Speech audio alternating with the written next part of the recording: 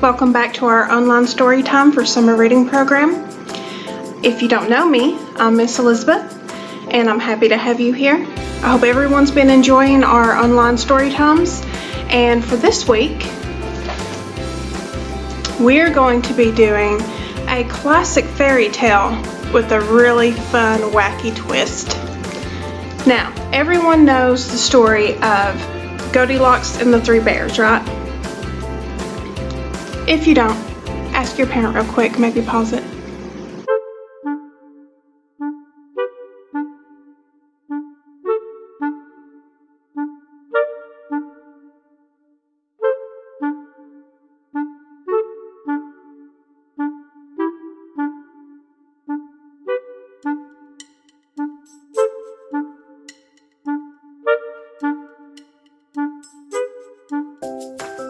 Godilocks and the three, what is that?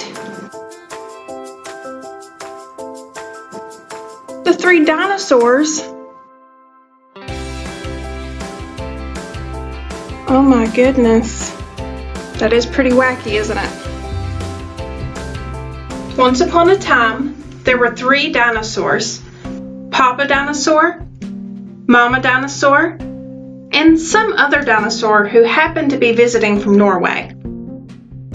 One day, for no particular reason, the three dinosaurs made up their beds, positioned their chairs just so, and cooked 3 bowls of delicious chocolate pudding at varying temperatures.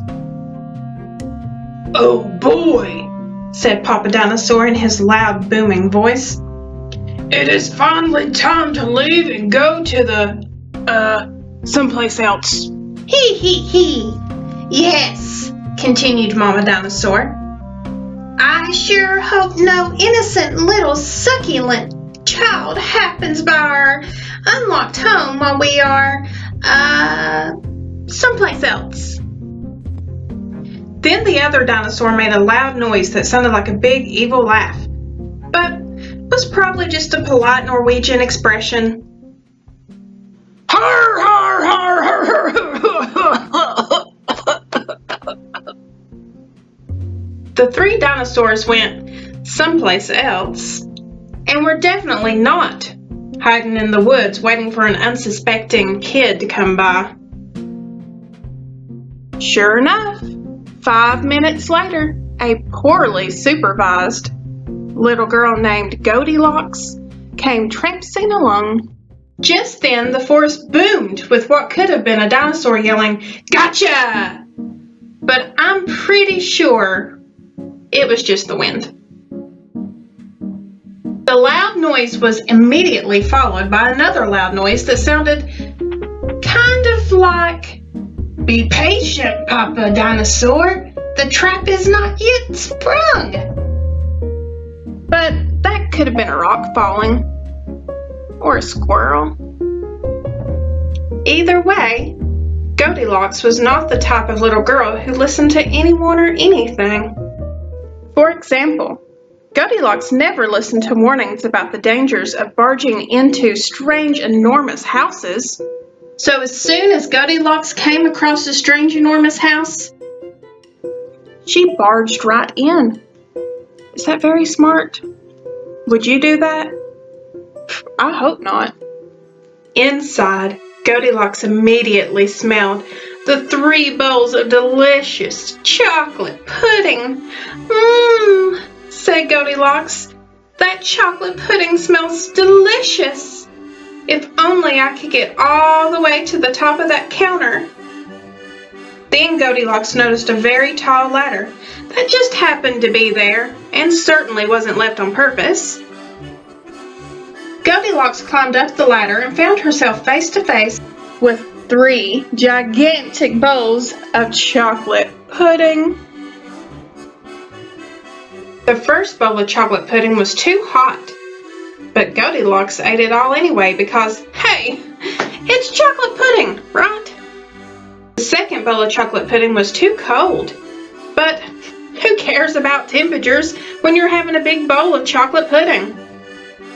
Not her.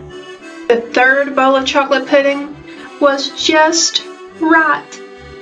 But Godilocks was on such a roll by now, she hardly noticed.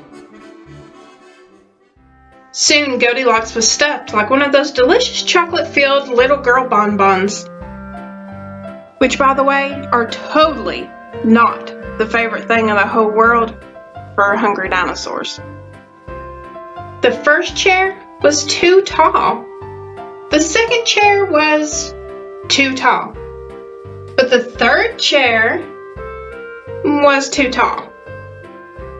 Godilocks wasn't going to climb that high just to sit in some chair, so she hiked over to the bedroom. When she got there, Godilocks noticed that the beds were also gigantically big. "What is going on around here?" groaned the exhausted girl. "The bears that live here must be nuts." Bears? Do you think maybe she's nuts? Just then, the room filled with a loud, booming noise that was either a passing truck or a dinosaur gloating. "A few more minutes and she'll be asleep. Delicious chocolate-filled little girl bonbons are yummier when they're rested." Even a little girl who never listens to anyone or anything had to hear that. Can you guys see what the sign says in the house? Home, sweet dinosaur home. Don't you think that would be a good clue as to who lives there? Godilocks took a minute to stop and think, which was longer than she was used to stopping and thinking. "Hey," she told herself, "this isn't some bear's house. This is some dinosaur's house." Say what you like about Godilocks, but she was no fool. As quickly as she could, she ran to the back door and got out of there. Just then a loud plane flew by, which sounded pretty much like a trio of dinosaurs yelling, "Now!" or "Charge!" or the Norwegian expression for "Chewy bonbon time!" Suddenly, and completely coincidentally, the three dinosaurs rushed through the front door. But they were too late. Godilocks was gone, and all that was left in the house were three disappointed dinosaurs. The end. And the moral is, if you ever find yourself in the wrong story, leave. And the moral for dinosaurs is, lock the back door.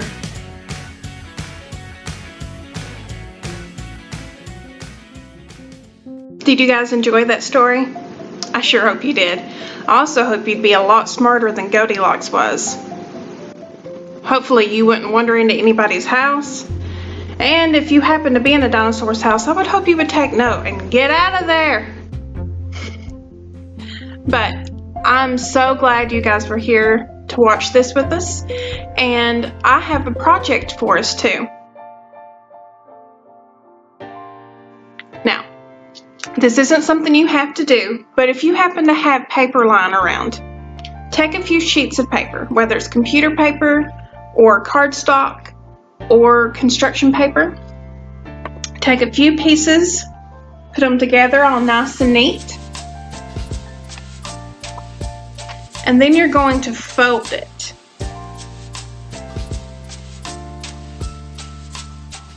Right down the middle. And then you're going to crease it really good. What does that look like? Our project is making your own fairy tale. So all summer we've been talking about fairy tales and folk tales different stories that are full of imagination, and I want to know what kind of story you can imagine. I'm very excited to see these. So if anybody would like to, you can make a book like this. It can be really short, or it can be as long as you want it to be. And I would love for you all to either make up your own story or take a classic fairy tale and put a twist on it, just like the one we just read. Instead of bears, she encountered dinosaurs. So you could think of Jack and the Beanstalk, maybe give that one a twist. Last time we had Miss Lisa tell us a story that incorporated the 3 billy goats and the 3 little pigs, Godilocks, just like the one we just read. But you can take a story like that, or Sleeping Beauty, one of your favorite princess stories, and put a little twist on it. Or you could write a story about a prince or a knight in shining armor. It's up to you. But you will do a cover page on the front, just like this book has a cover. Can you see that? So that is our cover page, or the cover to our book. And then inside you'll write your story. And if you can't write or read yet, that's totally fine. You can always make a picture book. You know I love doing pictures and art. We love doing art in our story times. So that would be pretty exciting if you did that as well. So you could just do your story in just pictures all the way through your book. And when you get that finished, you can save it for when we're able to start doing our story times in person again. Or you could mail that to the library and let us go ahead and take a look at it. That'd be pretty fun. So if anybody would like to try that project, give it a try. And I hope you guys will come back next week. And we miss you so much. And I hope you have a wonderful day. Thank you.